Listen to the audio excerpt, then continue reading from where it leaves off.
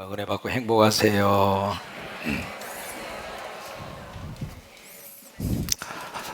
오늘이 마가복음 강의 100번째 하는 날입니다. 오늘 설교의 제목을 보시면 예수님의 무엇이라고 그랬죠? 크게 무엇이라고 그랬어요? 유언이라고 그랬습니다. 여러분, 유언이라고 하는 단어를 생각하면 사실 이 주제 자체가 무거운 주제입니다.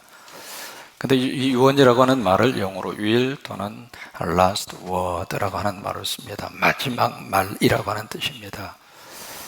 그러니까 언젠가 우리들이 이 세상에서 마지막 남기고 가야 하는 순간이 있을까요? 없을까요? 대답 안 하시지만은 다 그 순간이 있습니다.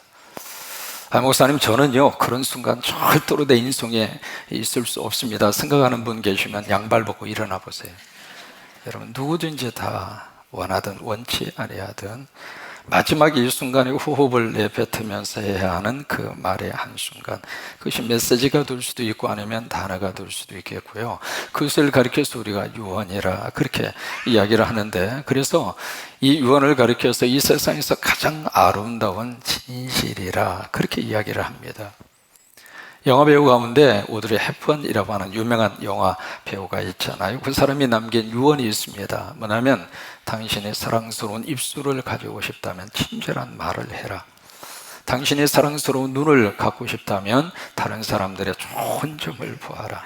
당신이 날씬한 몸매를 갖고 싶다면 지금 먹고 있는 음식을 배고픈 이웃과 함께 나누어라. 한 손은 내 자신을 위해서 돕는 손이고 다른 한 손은 다른 사람을 돕는 손이다. 그래서 참 아름다운 진실이 담겨져 있는 저 유언, 오드리 헵번이 저렇게 살았어요. 저렇게 살고 저 유언을 남기니까 그 유언 자체가 그렇게 아름다운 거예요. 2009년 2월 달에 김수환 추기경이라고 하는 그분이 세상을 떠나면서 두 마디의 유언을 남깁니다. 뭐냐면, 고맙습니다, 사랑합니다, 두 단어의 유언을 남기고 세상을 떠났죠. 그런가 하면 CCC라고 해서 대학생 선교회가 있잖아요. 그 선교회를 만들고 그 CCC를 통해서 많은 젊은이들에게 복음을 전해주었던 김종권 목사님이 세상을 떠나면서 했던 유언이 있습니다. 뭐냐면, 당신은 복음의 불쏘시개가 되어주십시오. 여러분, 그러면 여러분은 무슨 유언을 남기시겠습니까? 언제가 내가 이 세상을 정리하고 하나님이 부르시면 가야 되는데 그때가 언제일까 생각지도 않는 순간에 갑자기 몰려올 수도 있습니다. 그렇기 때문에 내가 과연 어떤 유언을 남기고 우리가 이 세상을 떠날 것인가. 여러분, 지난주에 헝가리에서 들려온 그 소식 너무 안타까웠죠. 얼마나 그 야경이 화려하고 좋으면 유럽 3대 야경 중에 하나라 할 정도로 그렇게 많은 사람들에게 감동을 주고 아름다움을 주었던 추억의 다녀보가, 그 유람선을 타면서 여러분, 그 타는 분들이 다시 돌아오지 못하리라 그 생각하고 탄 사람이 있을까요? 없을까요? 없어요. 그래서 사람은 먼 길을 떠나는 순간 나름대로 뒷정리를 꼭 하고 가야 합니다. 내가 집을 나서면서 다녀오겠습니다 말할 수는 있죠. 누구든지 큰 말을 할 수 있습니다. 아니면 인사하죠. 여보, 나 갔다 올게. 아니면 아버님, 어머님 다녀오겠습니다. 인사할 수는 있어도 다녀올 수 있을지 없을지 모릅니다. 저희들은 지금 한국 생활 11년 됐습니다. 자녀들이 멀리 떨어져 있습니다. 먼 길 떠나는 순간 저나 집사람이나 저희 집 사택 들어가는 좌측 방에 테이블이 하나 있고 그 테이블에 작은 박스가 하나 있습니다. 그 박스 위에 뭐라고 글을 썼느냐면, 저희들이 여기에 오지 못하거든 이것을 우리 자녀에게 보내주세요 해서 위에다가 아예 택배로 해서 보낼 수 있는 박스에 주소를 해서 딱 거기다가 준비를 해 놓았고요. 그 박스 위에 5만 원짜리가 있습니다. 그냥 공짜로 붙여달라 그 말이 아닙니다. 5만 원 놓고 갈 테니까 그것으로 붙여달라고요. 벌써 이제 그렇게 준비하고 산 지가 11년 됐습니다. 여러분, 우리 모든 사람들에게 있어서는 마지막 유언의 그 순간이 누구나 다 다가오게 되는데, 과연 우리는 무슨 유언을 남기고 이 세상을 떠날 것인가? 여러분, 성경에서는 이 유언이, 성경 속에 여러 가지 많은 유언이 기록이 되어져 있잖아요. 기록이 되어져 있는데 성경의 이 유언이 어떤 식으로 발전해 되느냐면, 그 후대에게 바로 비전이 됐고, 그리고 이 유언이 바로 꿈이 되었고, 그리고 이 유언이 바로 그 다음 사람들에게 사명이 됐습니다. 이게 성경에서 나오는 유언의 참 거룩한 특징입니다. 그 유언이 유언으로 끝나지 않았고요, 그 유언을 받은 그 후대가 자녀가 됐든지 아니면 그 다음 세대가 됐든지 그 유언이 그들에게 하나의 큰 비전이 됐어요. 그리고 그것이 꿈이 되었고요, 그것이 이 세상을 살아야 할 이유 사명이 됐어요. 신명기 31장에 보시면 모세가 느보산에 올라갑니다. 그때 모세의 나이가 120살입니다.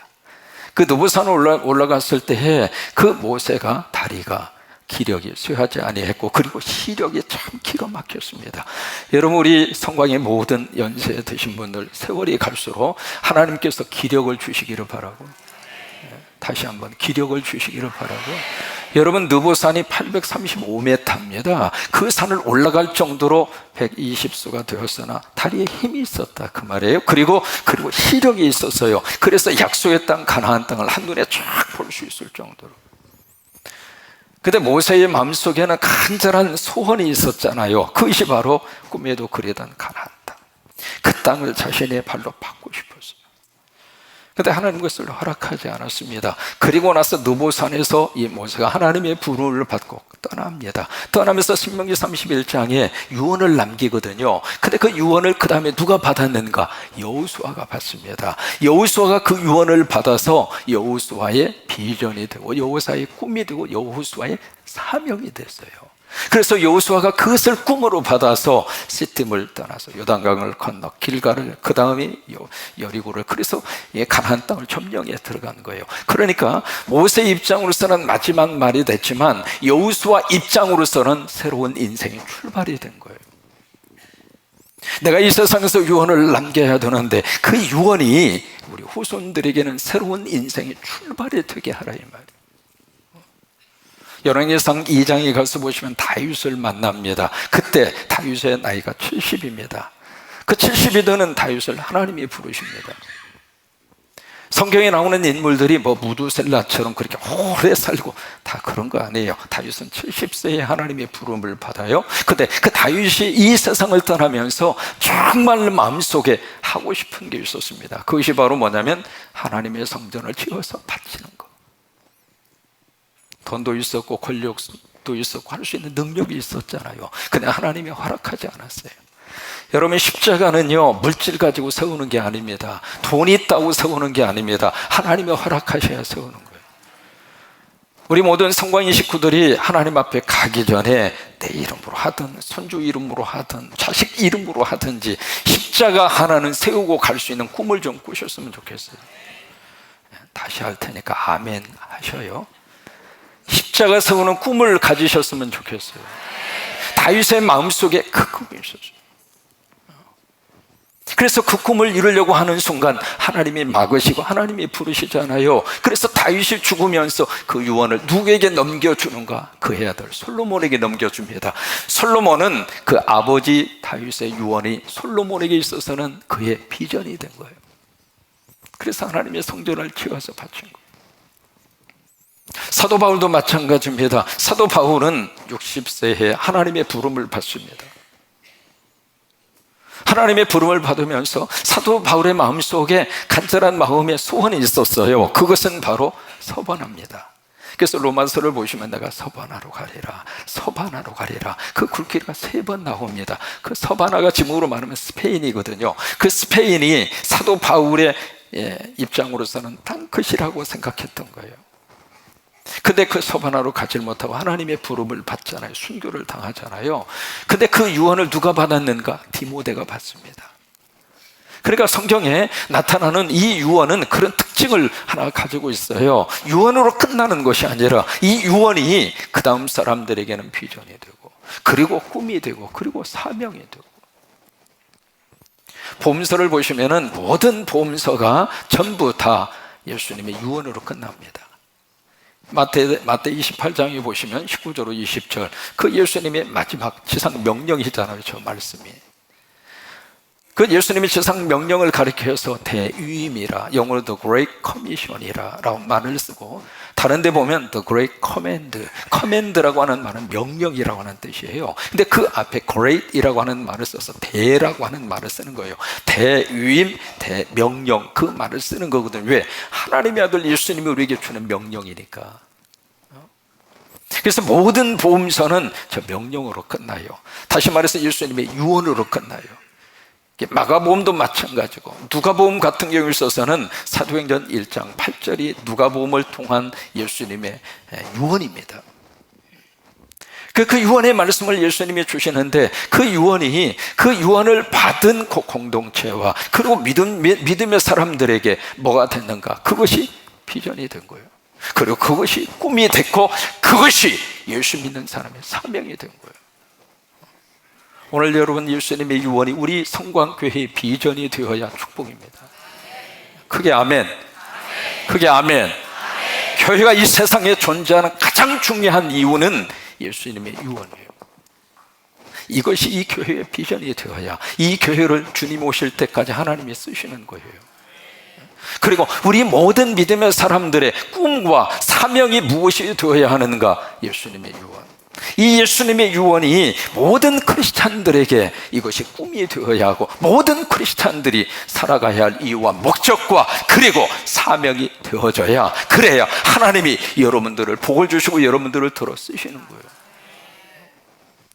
오늘 이 유언의 말씀은 누구에게 지금 주시고 있는가? 오늘 15절에 보시면 대상이 나옵니다. 15절에 보세요. 지금 이 유언의 말씀을 누구에게 지금 하시고 있는가? 또 이러시되, 누구예요? 너희는. 복수잖아요. 마태 28장도 너희는 복수입니다. 그 너희가 바로 누구일까? 제자들입니다.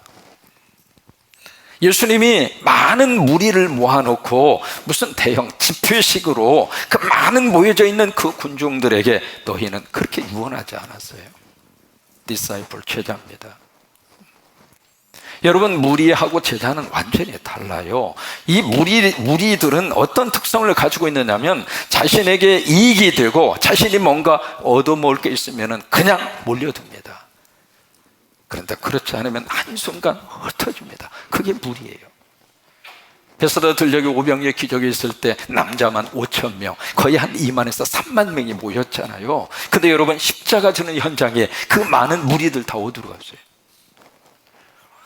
그래서 무리하고 이 제자는 전혀 다릅니다. 이 제자라고 하는 말을 쓸 때, 제자는 영어의 디사이플, 디사이플이라는 이 단어는 디시플링, 훈련이라고 하는 말에서 나오는 거예요. 제자들은 어떤 사람들인가?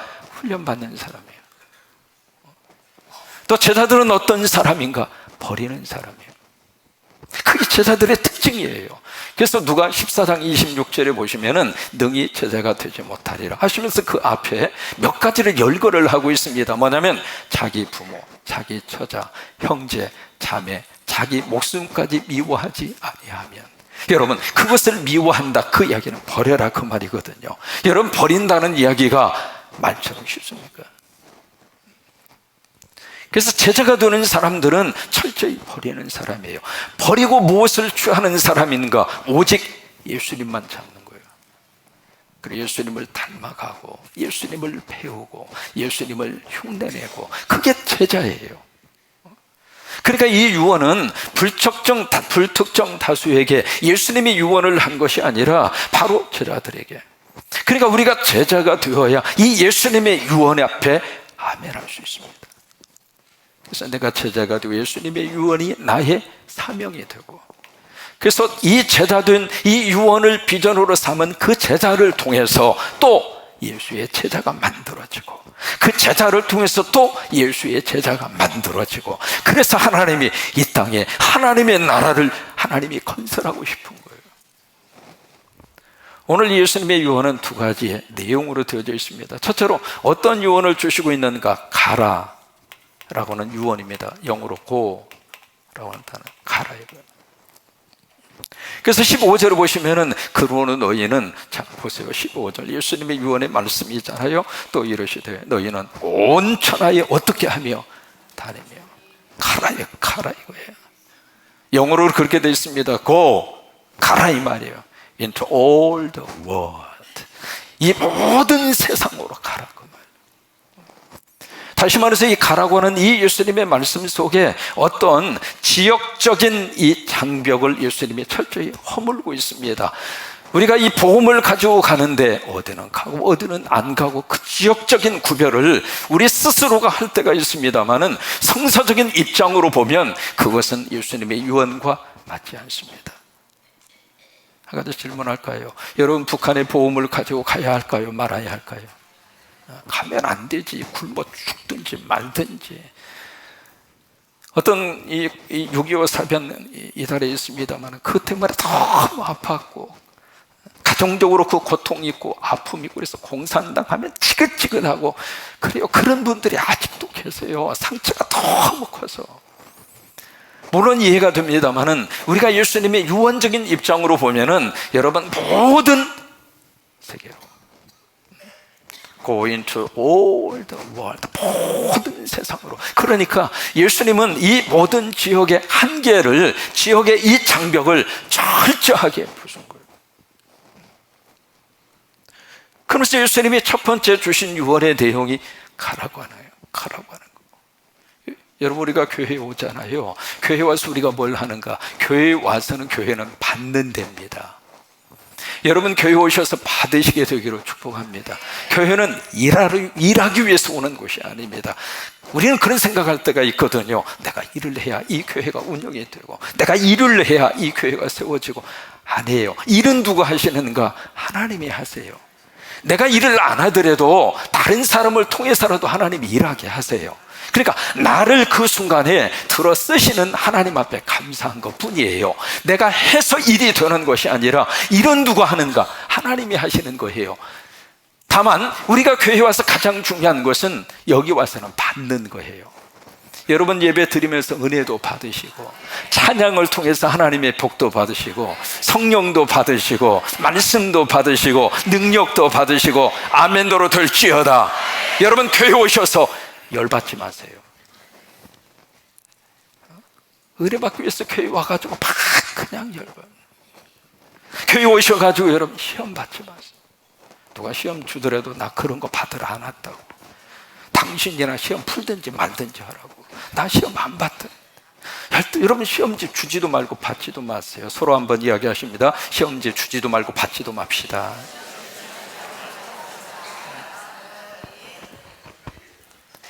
이 교회는 받는 곳이에요. 여기 와서 많이 받으세요.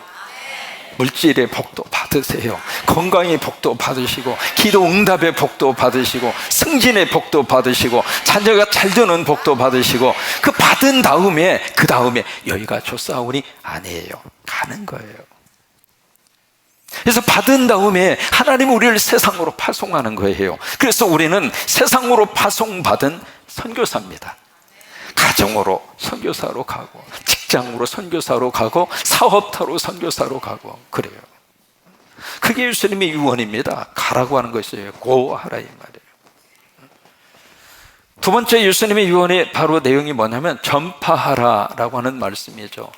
영어로 preach라고 하는 말을 씁니다. preach. 그러니까 예수님의 유언을 이 첫 글자만 따면 GP예요. GP. 고 그 다음에 프리치, GP, 전파하라. 무엇을 전파하는가? 복음을 전파하는 거예요.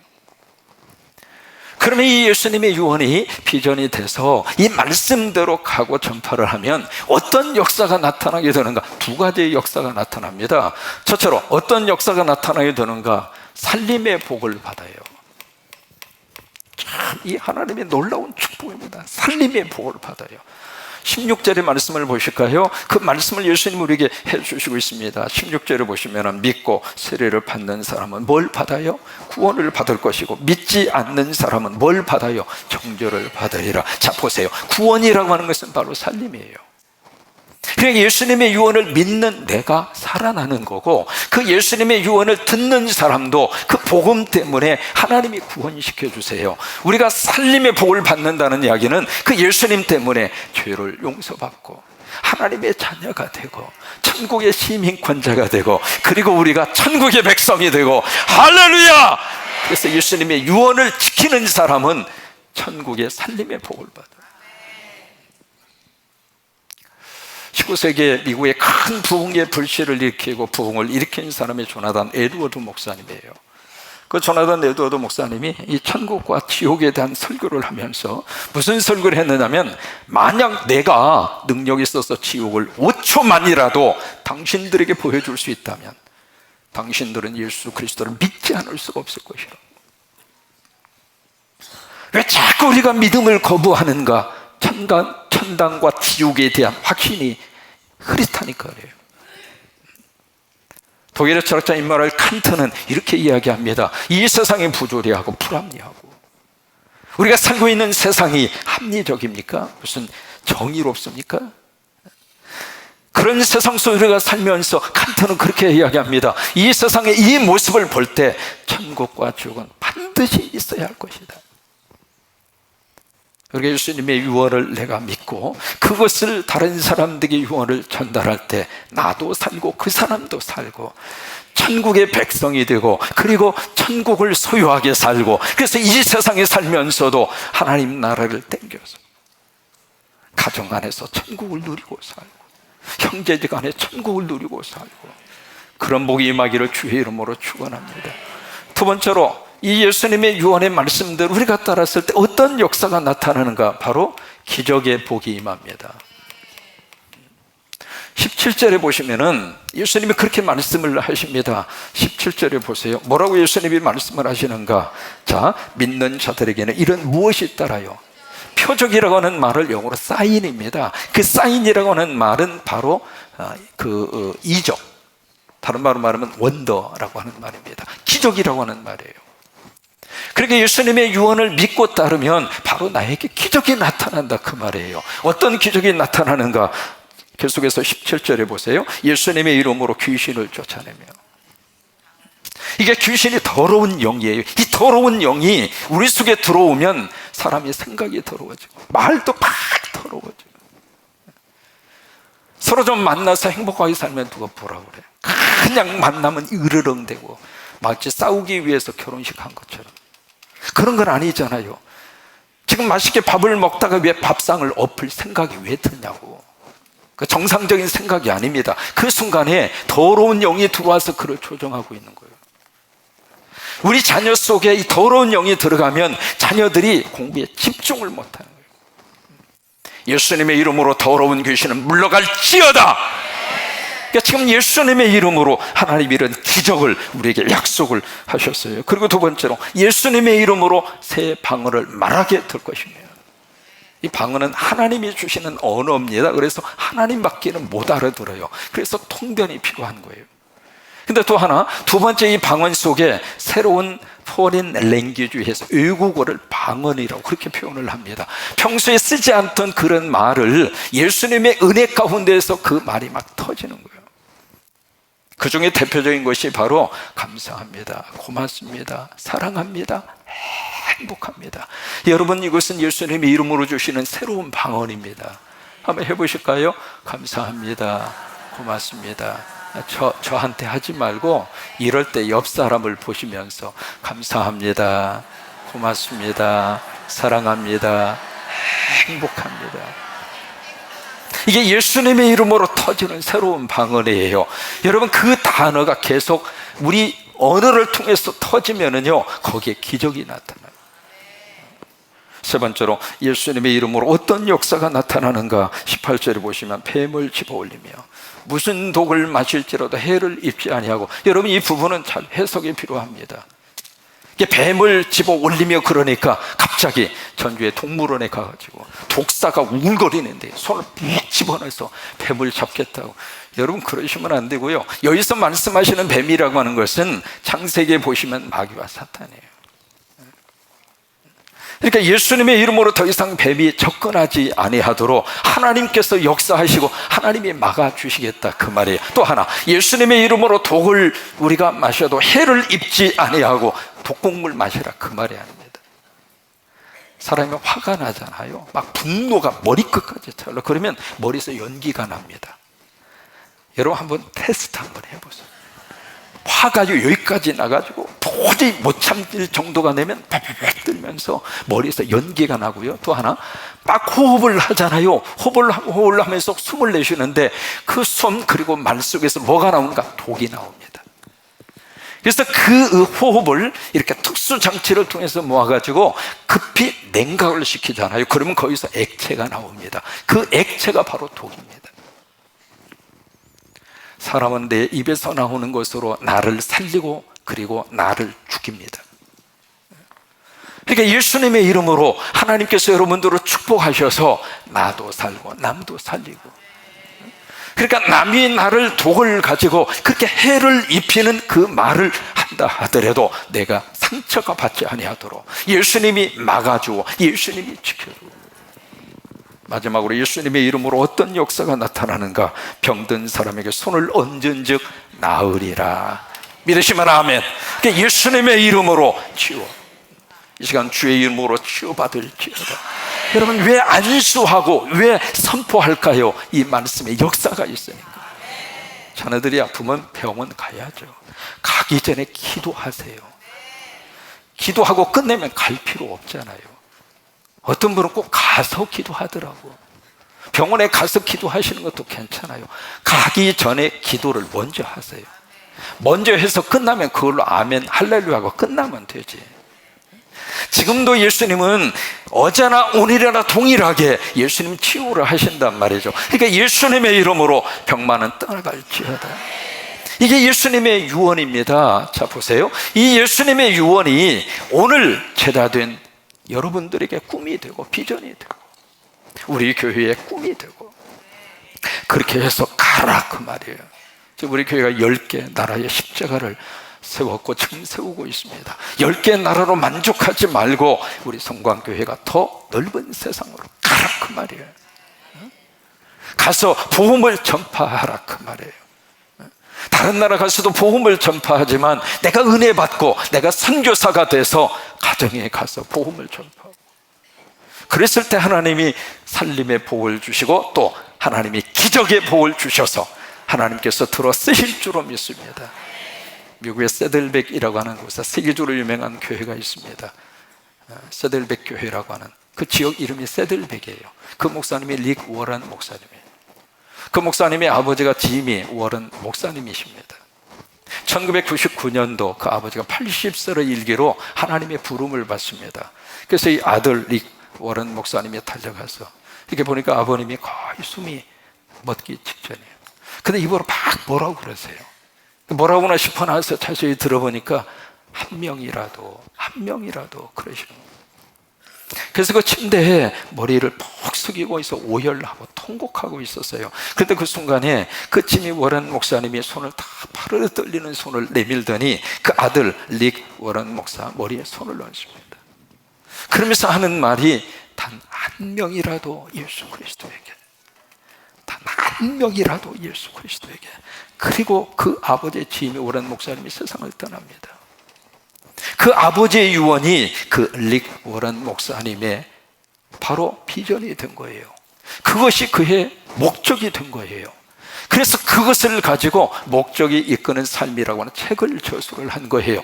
여러분, 교회가 바로 그 예수님의 유언이 목적이 되고, 교회가 바로 예수님의 비전이 사명이 되고, 예수님의 그 유언이 우리의 꿈이 되고, 그래서 하나님의 놀라운 역사가 이 재단과 여러분을 통해서, 오늘 유튜브를 통하여 우리 CBS 방송을 통하여 이 메시지를 듣는 여러분 모두를 통해서 하나님이 그렇게 들어 쓰시게 되기를 주의 이름으로 축원합니다.